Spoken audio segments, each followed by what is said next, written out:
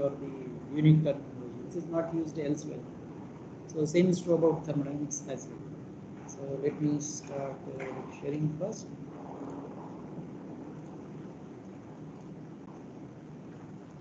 Can you see my PPT? Yes. Yes, sir. Okay, fine. So we are going to use the standard template for each and every module which we are supposed to cover throughout the semester. So the first and the foremost question which I would like to ask all of you is why to study thermodynamics? Or in this slide we'll try to answer why to study thermodynamics. This is something like I'm asking you why to do engineering or why to do mechanical engineering. So on similar lines you can say, or you can think about why to study thermodynamics. What is the use of studying thermodynamics? So people may ask you this question, why to study thermodynamics? Then how you are going to answer? So look at the first point. Thermodynamics will contribute significantly to the meeting challenges of the 21st century. So just a minute. Printer is not connected.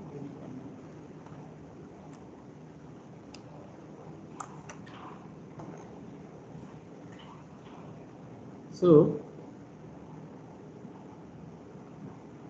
the first point, how we are going to meet the challenges of the 21st century. Look at the first point, or first goal. So currently we use the fossil fuel, right? All of you know that right now there is coal shortage going on throughout the world. You may be aware of this. People are saying that there can be massive power cut maybe in the next coming 2-3 weeks time. Even in India also, it has already happened in China. So right now we are using the fossil fuels, right? So thermodynamics will help you in understanding how to use the fossil fuels more effectively. So the understanding of the thermodynamics will help you in designing the devices or designing the process or developing the process which will be more energy efficient, right? And we are aware of this part also, that whatever the advances which are happening in renewable energy sector, we are aware of this. So there are large companies coming out with the renewable kind of energy sources, like there is a lot of work going on throughout the world in solar energy. So harnessing the solar energy and using it for the benefit of the human being. Research is going on this field. A lot of research is happening, right?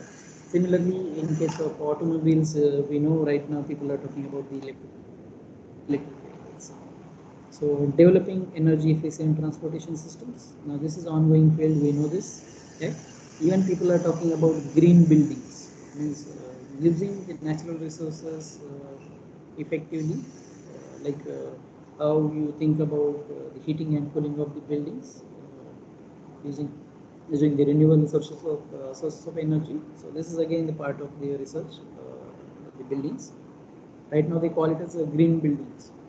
And then we have a lot of industrial practices where we use energy day in, day out, right, for 24 hours altogether. So there also we will talk about, or we should think about how to prepare the devices, or how to make the instruments which will be in more energy. So thermodynamics will also help us in understanding role in mitigating the global climate change. So this is the hot issue now, the global climate change. Day by day the temperatures around the globe is increasing, and this is alarming situation for the whole entire human being, right, throughout the world. So meeting the global climate change and the pollution, air pollution and water pollution. So in all these aspects of life, thermodynamics is going to help. Then you will, in coming time, you will find a lot of applications in the field of this bioengineering, biomedical systems, and nanotechnology. So the basic understanding of thermodynamics is going to help you in long term in these fields of the engineering as well. Fine. So this is a broad perspective. However, this list is not limited. You can add a number of things here. So I am just giving you a glimpse of why we should study the thermodynamics. Fine. So you can add on your own the number of things where thermodynamics will be applied directly or indirectly. Fine. So you can Google and find out what might be the applications of thermodynamics in the coming time. Fine. So moving further, now coming to the our topic of discussion, the learning outcomes. Now, why I am showing you learning outcomes? What is learning outcome? You must be aware about this. What is this learning outcomes or course outcome? Do you know what is course outcome? CO they call it as, or the learning outcome. What is course outcome?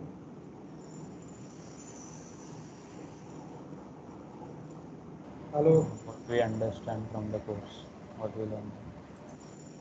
So you might have gone through the course outcome for all the subjects of first year, right? Your teachers must have shown you course outcomes, or not?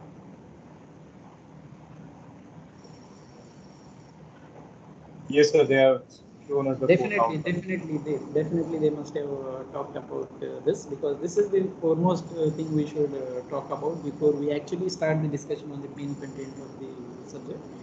So what I want my students to understand once we cover this entire content of the module, right? So after studying this chapter, students should be able to. Now this the word which is highlighted in green is a keyword for all of you. So you people will give me feedback, and at the end of the module, you will tell me whether you have achieved this course outcome or not. I want this kind of interaction from student side, right? So the first course outcome or the learning outcome which I am assigning to for the students is my students should be able to explain the several fundamental concepts, including what we mean by closed system, or what is control volume, what is boundary, what is surrounding, what we mean by property, what is state. When I'm saying all these terms, the word thermodynamics is connected everywhere. Like for this, I will say thermodynamic property, thermodynamic state, then the process or the thermodynamic process, the distinction between the what we mean by extensive and intensive properties, and what we mean by equilibrium. So all these concepts I want my students to be in position to explain at the end of this module, right? Course outcome. So the students should be able to identify what are the SI units which are used and what are the English engineering units used, right? Including units for specific volume. Now these are the properties which we are going to use widely in throughout the course. So that's why more emphasis is given on these properties, like specific volume, the pressure, and the temperature. So student must know what are the units which are used for these. And the next course outcome is students should be able to describe the relationship among the different scales which are used to measure the temperature. Like in all, we have the four scales for measuring temperature: the Kelvin, Rankine, Celsius, and the Fahrenheit scale. So we know out of these four, two are absolute scales and two are relative scales, right? So students should be able to relate all these scales. They should relate how the Kelvin and the Rankine are put together, or what is the relationship between Kelvin scale and the Celsius scale, and what is the relationship between Rankine scale and Fahrenheit scale. So all those things students should be able to describe at the end. And the last course outcome which I am targeting is students should be able to apply the appropriate unit conversion factors during calculation. So suppose if I give them temperature in maybe degree centigrade, they should be to convert it to maybe Kelvin or Rankine or even Fahrenheit, right? So all those kind of conversions students should be in position to do at their own. So this is what course outcome I am expecting from the student side. Clear? Now, so as we talked about this, the first thing what I want my students to understand is what is system? What is the definition of system? Let us forget about thermodynamics. What is system?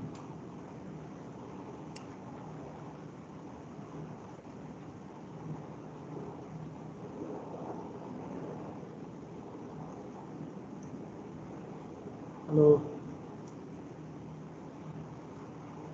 See, whenever I'm giving you an opportunity to interact, you should take this opportunity and interact. Huh? So a set Huh. of or procedures or mechanism working together Huh. on a particular thing. That whole process is known as system. Fine. So, in broad context, you can say the system is whatever we want to study can be thought of as a system, right? Get me or not? For example, right now I am holding this pen which I am using on the pen tab. So this can be thought of as a system, right? This pen can be thought of as a system, right? So for me, it is system. So when we talk in terms of thermodynamics, we will call it as a thermodynamic system. So what we are trying to do is, by studying that system, we'll try to extract the few things which are relevant to the thermodynamics. For example, I may want to find out what is the temperature of this device right now, or if it is hot, what will be the temperature after 5 seconds, 10 seconds, or is there any heat transfer taking place from this device to the surroundings. So all these things I am interested in, and this is very much relevant to the thermodynamics, right? So I will call that kind of system as a thermodynamic system in that case, right? So if you are throwing a ball in air, then that ball is also a system, but in the mechanical engineering context. You have studied in engineering mechanics, right? So from mechanics point of view, that ball is also a system, right? But nothing relevant to the thermodynamics we are extracting from that ball. So for me, it may not be system right now. You understood the difference? So what is system? So whatever we want to study can be called as a system. Now, how to identify or what we expect in a thermodynamic system? That is what I am going to discuss. At the end of this slide, you will come to know what we mean by the thermodynamic system. Right? So the first point is, it may be a simple, as a free body. Just now I talked about that ball, right, thrown in the air. So very simple system. A simple ball, nothing big in it, right? So it can be as simple as a free body or as complex as the entire chemical refinery. So imagine you have a simple pipe like this, you are taking out of the refinery, chemical refinery, and you are studying what is happening. Let us say the flow is taking place, the hot fluid is flowing through this pipe, and you are studying what is the effect of this hot flow of the fluid through the tube. So this is very simple kind of system. But if I fit the same tube in the entire chemical refinery, and if I take the chemical refinery as a system, then this is complex. So you understood? So these words which are highlighted in red are important. So your system can be as simple as this pipe, or it can be as simple as, as complex as the entire chemical refinery. So think about the chemical refinery. It is very difficult to identify which pipe is going in which direction, or where the pipes are connected. It is very difficult. Imagine that kind of situation. So this is complex system, you can call it as. Next point. We may want to study a quantity of matter, this word is quantity of matter, contained within a closed rigid wall tank, or we may want to consider something such as a pipeline through which the natural gas flows. So it all depends on what your intention is. So in first half you will see that what we are doing is, we want to study a fixed quantity of matter contained in a closed rigid tank. So I can have a rigid tank like this, right? And let us say some oil is kept inside this tank. Right? It may be at certain temperature, 50 degrees C, right? So this is the first scenario. So I am studying a fixed quantity of matter in a rigid, means this wall is not going to change its shape and size. It's a rigid container, right? So this is a very simple system. Or you may want to study, let us say, the natural gas flow through this simple pipe. Fine. So these words are important. Quantity of matter and the closed rigid walls. Now, next point. the composition of the matter, just now we talked about oil here. So the composition of the matter inside the system may be fixed or may be changing through chemical or nuclear reactions. So for example, if I talk about the internal combustion engine, and if I take the piston cylinder arrangement like this, so I am adding some fuel here, and some air is also sucked in, and this fuel air mixture is burned, right? So what is happening there is some chemical changes taking place, right? Because of the combustion. Getting me or not? So the composition is changing now. So in this case, the composition is fixed, whereas in this case, it is changing. Or you can talk about the nuclear reactions taking place in the nuclear reactor. So there you will find that the composition is changing, right? So your composition can be fixed, this example, or it can be changing. The combustion, you can talk about the chemical reactions or the nuclear reactions. Yeah. Next point, the shape or volume of your system is not necessarily constant. So now, if this is a rigid tank, and as I said, that the size and shape of this container is not going to change, right? So this is constant here. The shape and the volume of your container is constant. It is not changing. However, if I talk about this kind of system, so when this piston is pushed down, the volume contained within your system. So this is my system. So if I pull this piston down, the volume is changing, right? Get me or not? So shape is not changing, but the volume is changing here. So shape is like this only, but the volume is changing. So if I take a balloon, and if I inflate this balloon, put some air inside, then in this case both shape and the volume are changing, right? Is it clear?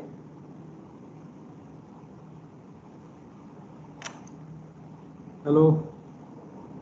Sir, Word. sir, Yes. can you fix the background noise? We are not able to hear you properly. Background noise is due to fan, ceiling fan, Yes, sir, I or guess. what kind of noise you are getting? Yeah, Because sir.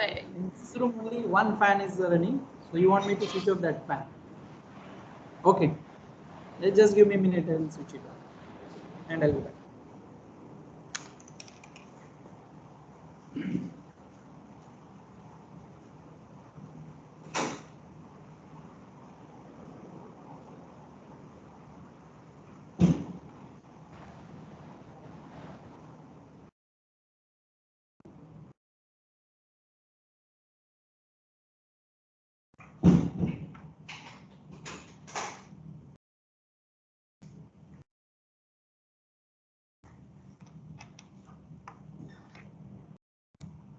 Hello, is it okay now?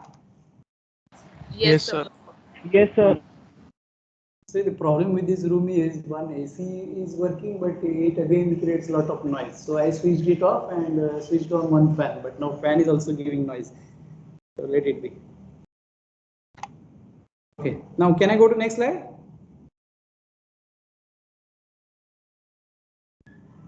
So you should remember when we talk about this the concept of thermodynamic system, whatever the words which are given in red, you should take all those words into account while explaining what is thermodynamic system. Clear?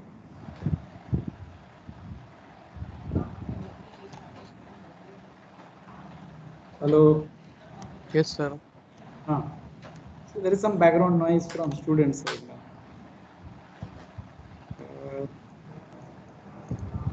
I have to mute all students, right? No. Okay, fine.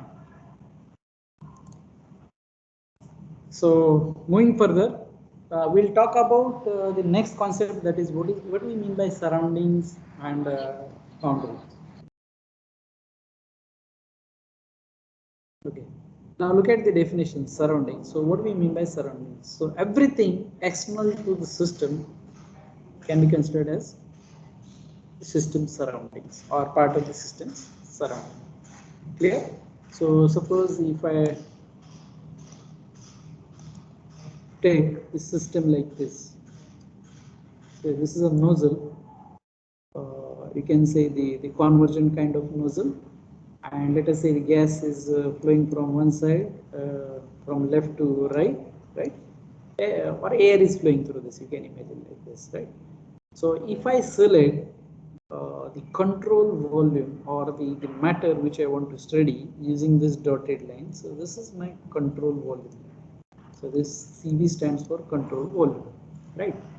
So whatever is surrounding this control volume, apart from this, can be thought of as a surrounding. So for this nozzle, surrounding is this. Whatever is outside can be thought of as a surrounding, right? Now remember, this is imaginary boundary. So I am going to talk about the different types of boundaries. So time you just remember, whatever is surrounding your system can be thought of as a, whatever is outside your selected volume can be thought of as a surrounding. So this is my system. So outside can be thought of as a surrounding.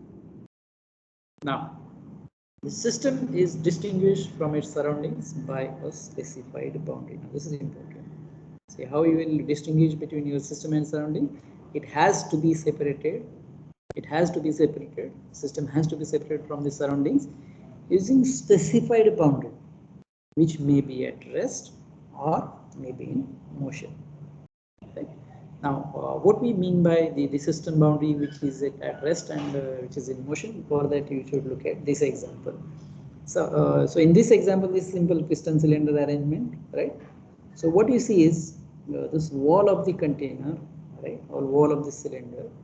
This is at rest. This is not moving, right?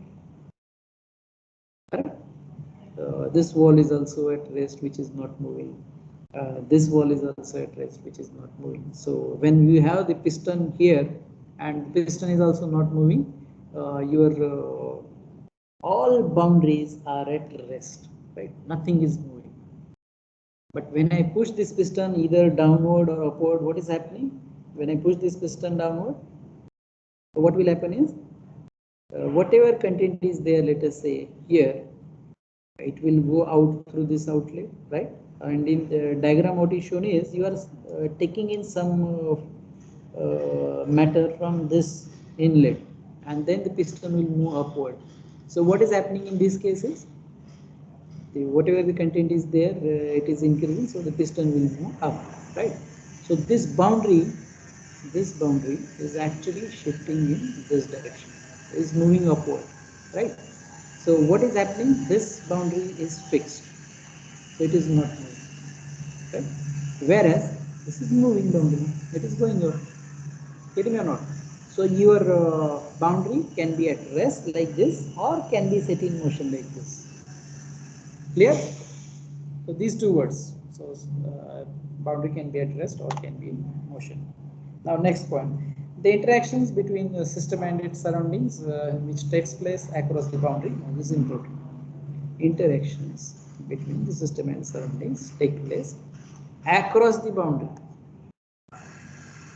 play an important part in engineering thermodynamics. So this is important. So let us say you have a system like this. Most of the time, what our area of interest is, what is happening at the boundary.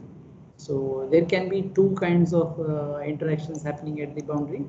So one is called as a heat interaction and another is called as a work interaction. So throughout the course, our intention is what kind of heat and work interactions are taking place at the boundary. So this is your system, this is surrounding. So what is happening at the boundary between this system and surrounding? What exchange or what kind of exchange is taking place? So throughout the course we will talk about this activity. What is happening at the system?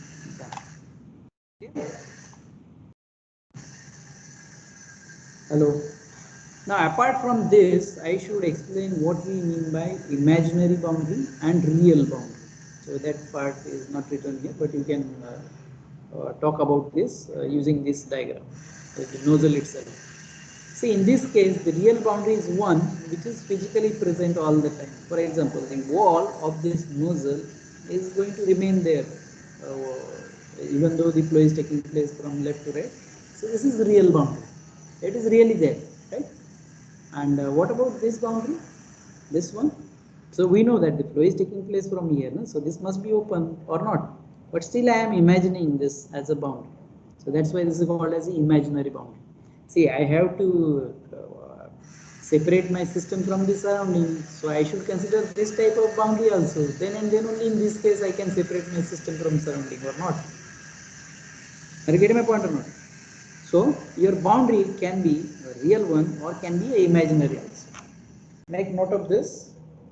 So the 4 words, your boundary can be at rest or can be set in motion, or your boundary can be real or can be imaginary. Now can I go to next slide? Yes, sir. Okay, fine. Now we have been talking about this system, so we'll talk about what is the basic classification of these systems. So part of this you must have studied in physics, 11th, 12th physics, right? So what do you mean by closed system? So the closed system is one where we are targeting a particular quantity of matter for the study. So means fixed matter. We are studying the fixed matter. Now look at this example on the right hand side. So what you see is a simple engine, IC engine. So we have, let us say, the gas in this compartment, right? And these two valves, intake and exhaust valve, they are closed, right? So forget about this spark plug and all. So for us, closed system is what? When we are studying a particular quantity of matter, right? So what are the characteristics of the closed system? So just go through these bullets one by one.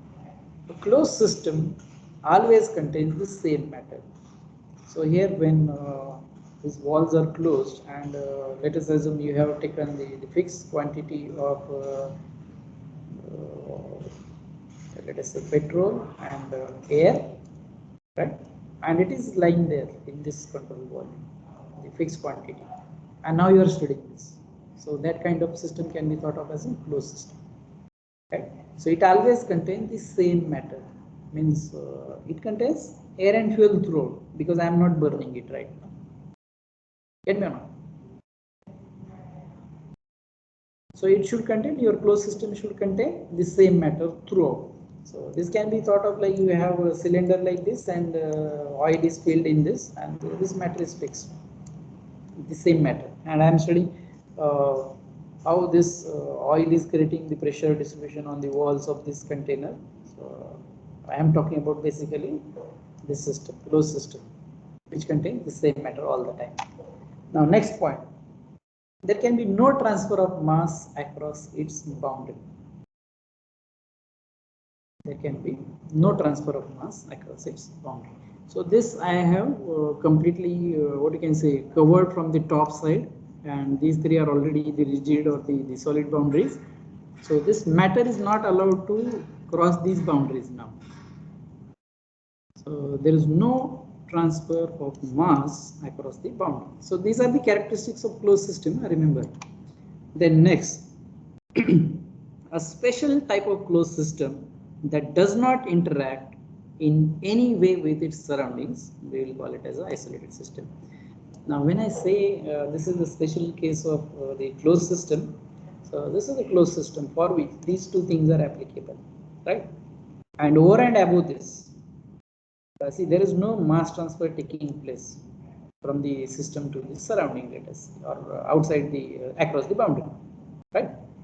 And over and above this, if there is no interaction, or if your system does not interact by any means to the surroundings, then we'll call it as isolated system. It means it is not giving any kind of let us say the heat is also not transferred, or the mass is also not transferred, right? Or there is no work transfer as well, nothing is happening around this boundary, then that kind of system will be called as an isolated system. So isolated system is special case of closed system where the last point, this point is applicable, that there is there is no kind of any interaction between the system and surroundings at the boundaries. Clear? Is it clear? Hello? Yes, sir. Yes, sir. Now we'll go to the next slide. We are continuing our discussion of the systems itself. Now, if you remember, this was mentioned in one of the course outcome, the definition of control volume. What we mean by control volume, right? So look at the definition. What is control volume? So it is a region within a prescribed boundary which is selected for the study. So this is a region within the prescribed boundary. Fine. So that region we call it as a control volume. Now let us understand what we mean by control volume with the example. And what is important about the control volume is, now see, mass crosses the boundary of a control volume. This is important. Mass crosses the boundary of a control volume. Now what you see on the screen is you have the engine here on the left hand side, right, in 3D view, and this box, this 3D box, dotted box, is nothing but our control volume. So control volume is always shown by the dotted line, the way it is shown here, right? And what we are doing in the part B is, so you can think about the 2D diagram. So I am seeing the front view, right? And how to draw the equivalent thermodynamic diagram. This is what is shown here. So for me, this engine is like black box. So that black box I am showing here, right? I am interested in this dotted line, which is nothing but our boundary of our control volume, right? So this is how the boundary is plotted. So what all interactions which are taking place at the boundary are noted down. See the minute details. So here you see the air is sucked in, right? Then from here the fuel is sucked in, right? Then you have the driving shaft here where the mechanical exchange is taking place between your system. Then you have the combustion taking place and the exhaust gas going out of your system, right? So all those details are here in the thermodynamic representation of the control volume, right? So what you see is there are interactions taking place at the boundary. So first one is air is sucked in through this. So this is the mass interaction taking place. The mass is crossing the boundary. So we know in control volume mass crosses the boundary. Here also the fuel is taken in, the mass is crossing the boundary, right? Then the mass is going out of the boundary here, the exhaust gas is going out. So 3 mass interactions you can see here, right? And apart from these 3, you will see 2 more interactions. So there is the drive shaft here. So the mechanical exchange is also taking place, and this fan which is driven by the engine itself, this fan, right? So all those interactions are noted down. See, this slide I am using to only make you understand what is control volume. So for me, this is black box. I am least bothered of what kind of combustion is taking place here. So whether this is compression ignition engine or spark ignition engine, I am not talking about all that stuff. What is happening inside the box is not the matter of discussion for me. I am interested in what is happening at the boundaries and what is the effect of this interaction at the boundaries on the performance of your device. That is what my area of interest is. So you understood concept of control volume? So what is difference between closed system and control volume?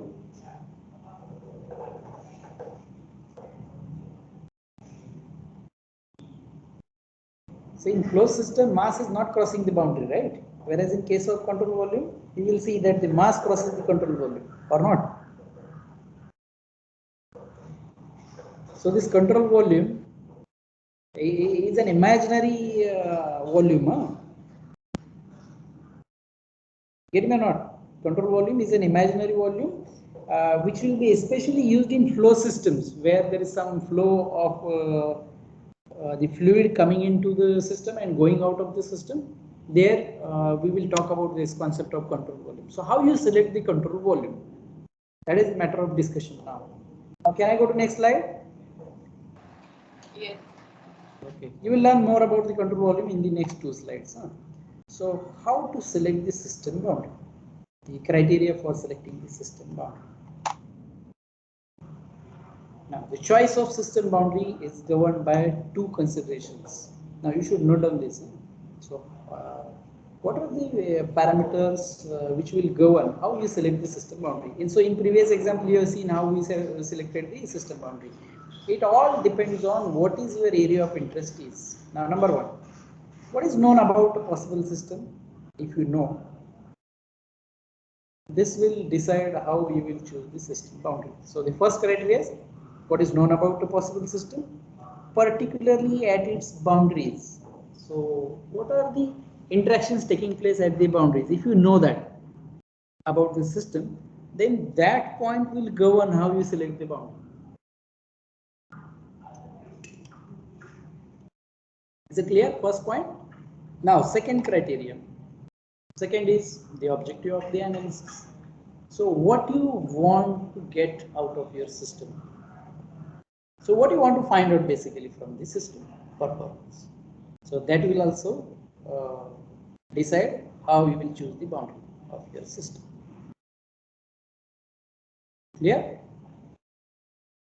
These 2 points are clear or not? Yes, sir. Yes, sir. Yes. Okay. Now we will understand these 2 steps through example. I am going to project one example on the screen and you will come to know which criteria is used where. Now look at this system. What you see in the diagram now? Go ahead. See, what you see is there is an air compressor here. There is an air compressor which is driven by the motor, electric motor like this, right? And some electrical input is given to this motor, right? And this motor is driving the air compressor. And what is function of the air compressor? To suck in air from the atmosphere, pressurize it, and then the high pressure air is thrown out and is collected in the tank. So you can call this as a receiver tank, right? This is a receiver tank where the high pressure air is stored. So this is what the basic device is. Fine. Now what you see, this dotted line, this shows system boundary. Now what is the logic behind why I have selected this system boundary? Look at the criteria. Which criteria I am using here? Look at this. What is known is the electrical input which I am going to give to the motor. This is known to me. This is known to me. Then what I am trying to find out is written here. Read it.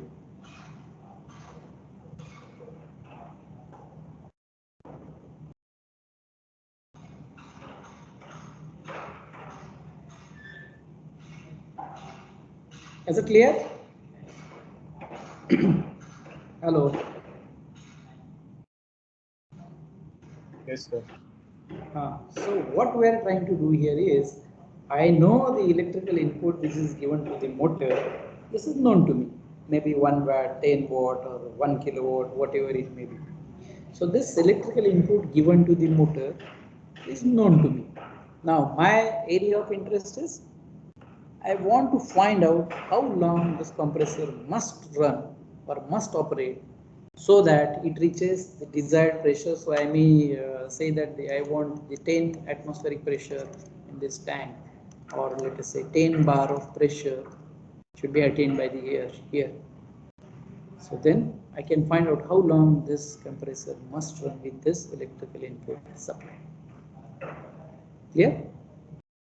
So this is governed by what is known about the possible system. So I know the electrical input, so I am doing this, right? Suppose, look at the second scenario. Now what I have done is, I have only taken the compressor. So this much part is taken out, and now I am showing it here. And this time, I know what is coming from here. So this is known to me. I know what is going out from this pipe. So this is also known to me. So these 2 things are known to me. Now what my intention is, now what I am doing, see 1 atmospheric pressure air is sucked in through this, and this boundary is fixed. So I want 15 atmospheric pressure. So the pressure ratio is 15. So suck in air at 1 atmosphere, build the pressure up to 15 atmosphere. These 2 things are fixed. Now what I am going to do is, I am going to find out what is the power required to do this. What is the power required at this shaft to do this?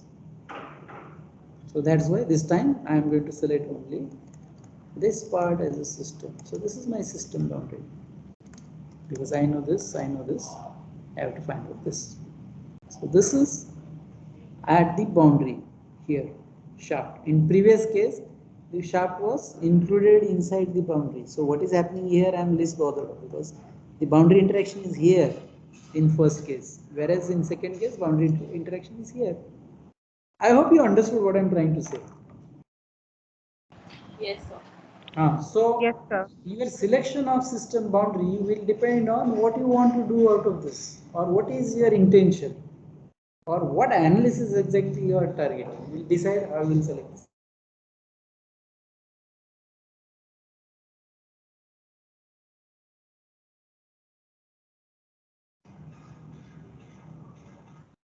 Hello.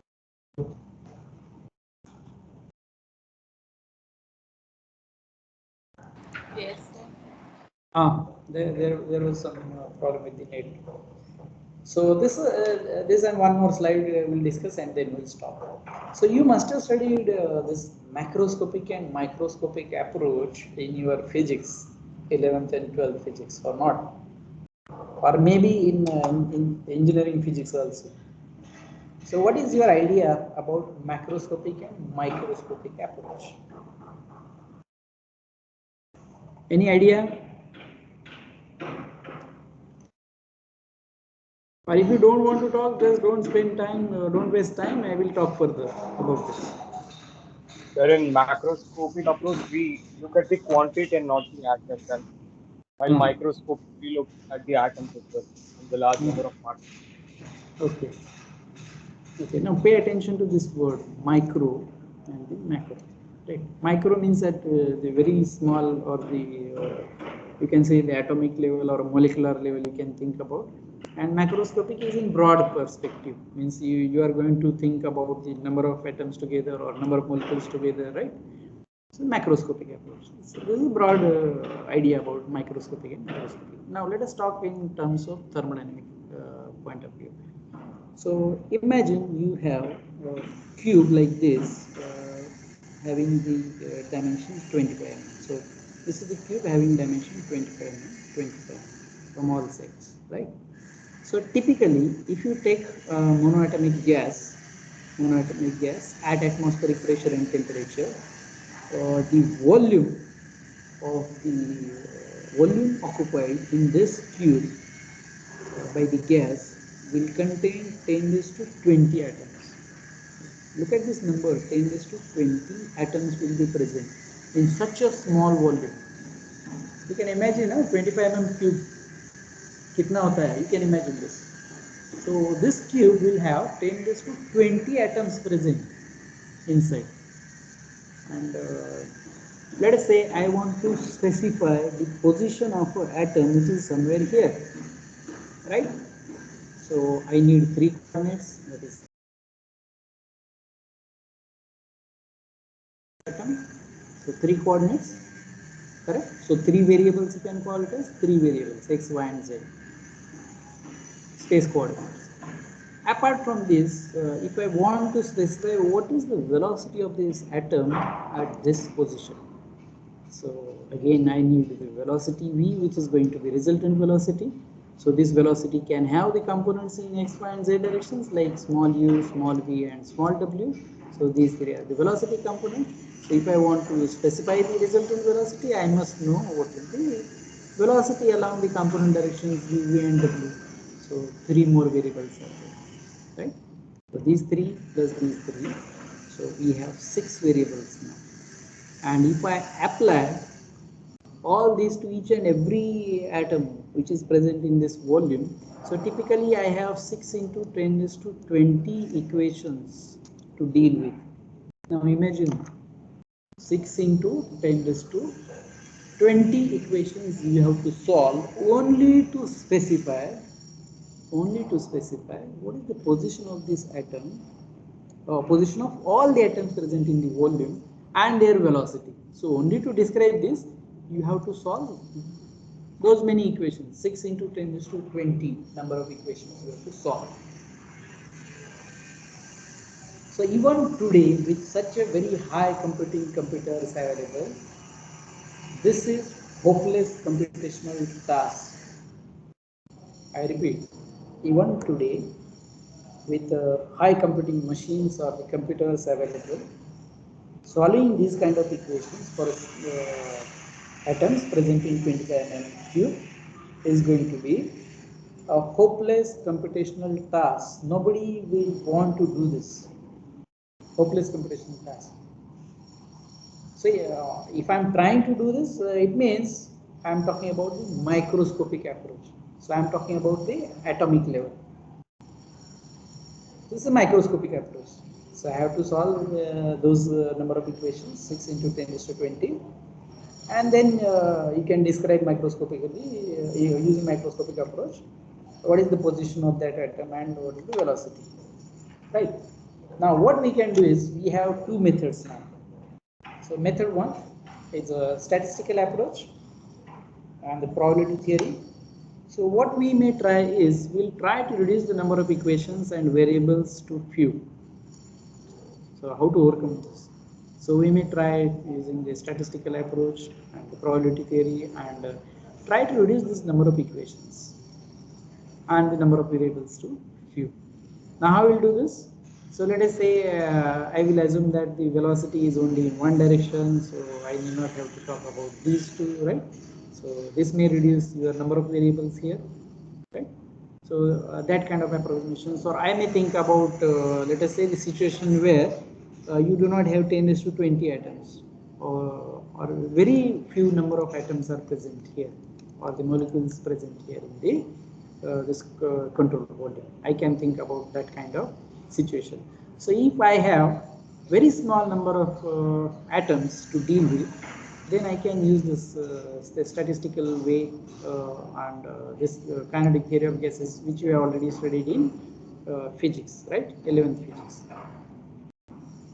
Is it clear? So this is one way how you do this. So using the statistical approach. So the study of thermodynamics done in this way is called as a statistical thermodynamics. Statistical thermodynamics. So of course you are dealing with very few number of molecules or atoms here. And second approach. Second approach is the macroscopic approach. So what we do in macroscopic approach is, now see the philosophy of application of this macroscopic approach. So we are concerned with average effect of many molecules. So I am least bothered of how many molecules are there close to this wall or close to this wall. Let us forget about all that. I am interested in what is the net effect of all these molecules present in the volume on the pressure distribution on this face of the wall or this face of the cube. That is what my area of interest is. Then why should I bother about each and every individual atom here? So I should not bother about it. So what I will do is, I will take the net effect of all those molecules combined together. So we are concerned with the average effect of many molecules. These effects can be perceived by our senses. So what are the effects which can be perceived by our senses? Maybe temperature, right? So if let us say this gas is hot, and if I just touch the wall, so this wall may be hot, right? So this is the effect which is sensed by our, or which can be perceived by our senses, right? Or pressure also can be felt, right? So the effects like temperature or the pressure acting on the walls of the container in this case is going to be the effect which is perceived by our senses. Correct? So when we talk about this average or the net effect of the number of molecules combined together, we are talking about the second approach, which is nothing but the macroscopic approach. And the whole thermodynamics, which is based on this kind of approach, we call it as a classical thermodynamics. So as far as our syllabus is concerned, we are going to follow this method, that is the classical thermodynamics approach. Clear? Hello. Now next part we will see in next lecture. I think we are running out of time, right? Yes.